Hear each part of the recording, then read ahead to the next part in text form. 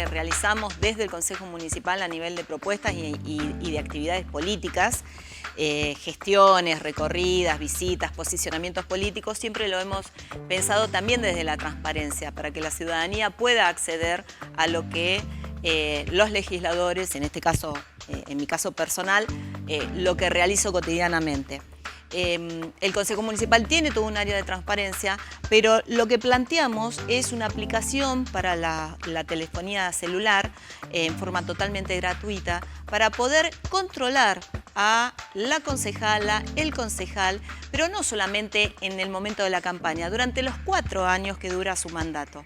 Nosotros el año pasado nos convertimos en el bloque del Frente de Todos, en el bloque que más proyectos presentó. Y en mi caso fui la concejala con casi 200 iniciativas, que me convirtió en la concejala de mayor cantidad de proyectos presentados, entre ellos 30 proyectos de ordenanzas, algunos ya han sido votados, otros están en estudio, pero tiene que ver con el compromiso de escuchar a la ciudadanía e intentar, con las herramientas que nosotros tenemos, que es la propuesta de proyectos, para poder modificar y realizar mayor justicia social.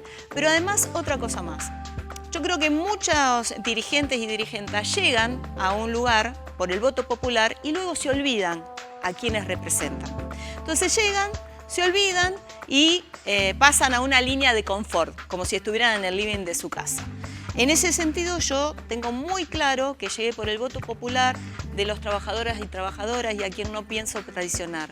Ese voto es porque es mi origen. Yo formo parte de los sectores populares, mis padres fueron verduleros, que pudieron sostener así su familia y todo lo que pude acceder además a través de la educación pública. Entonces, yo no puedo olvidarme de dónde vengo y eso también exijo para todos aquellos que son elegidos por el voto popular.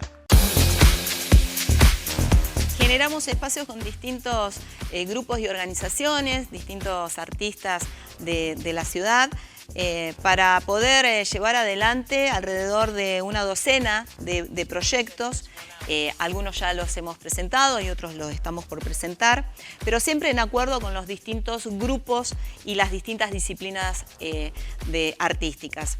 Lo que nosotros vemos es que el Frente Progresista, con esta mirada de tener una cultura más centralizada y dejar a los barrios de la ciudad más despojados, creo que ha convertido el circuito cultural en un circuito elitista, donde son muy pocos los que pueden acceder, ya sea porque no tienen cómo llegar a los lugares, porque no hay una política certera para el sostenimiento de los centros culturales, es más, se los trata de combatir.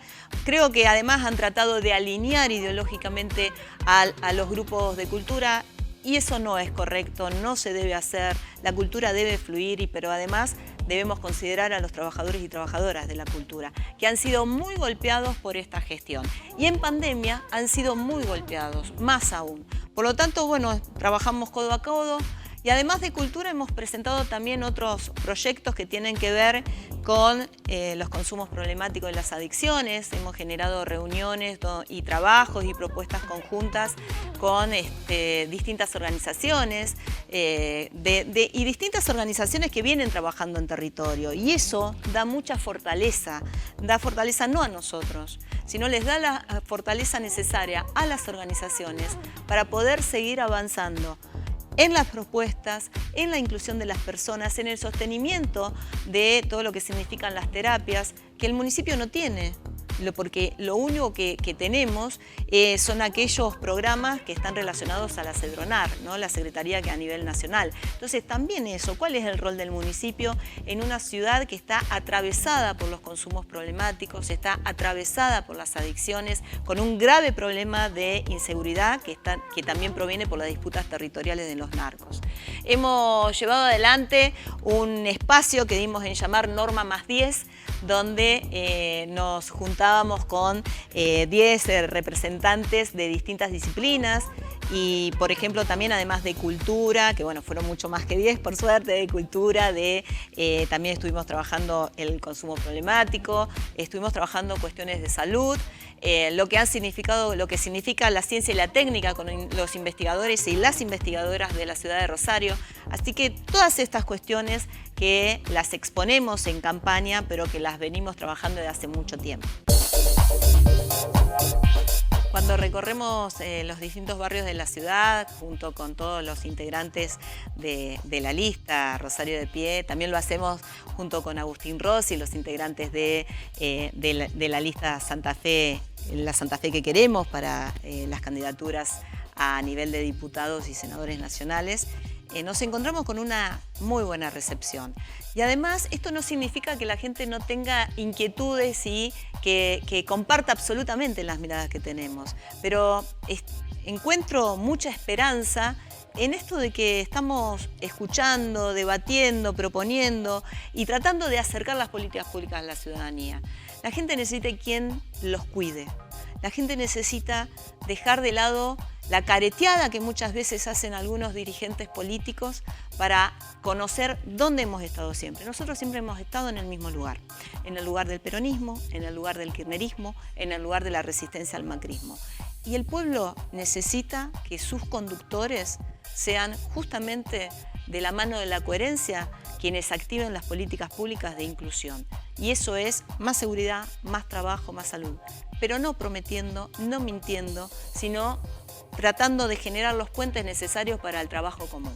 Así que para mí es una alegría no solamente militar, como lo hago cotidianamente, sino esto de entender que el vecino y la vecina también piensan que hay posibilidades de cambiar las situaciones de injusticia y lo hacen desde la esperanza. Siempre elijo escuchar al otro, siempre elijo tratar del diálogo también incorporar otras miradas, porque no siempre tenemos la verdad en las manos y no siempre el camino que hacemos es el que no debe ser corregido. Al contrario, digamos, necesitamos esto de la acción, la reflexión, la acción, digamos, el cambio permanente, ¿no? La modificación de situaciones. Yo siempre tengo presente del lugar que vine. Yo nací en Barrio Godoy, mis viejos aún viven en Barrio Godoy, los verduleros tradicionales del barrio durante 30 y pico de años. Siempre, digamos, lo que significó la escuela pública, la 6018, en la plaza del barrio. La verdad que hay tanto futuro en ese barrio y muchas carencias, y no siempre lo hemos podido acompañar. No siempre lo hemos podido acompañar. Al contrario, muchas veces es una mirada sobre los barrios populares de hostigamiento y de estigmatización. Yo pertenezco a este barrio y pertenezco a estos barrios y no me voy a olvidar, porque de eso depende y está ahí mi territorialidad.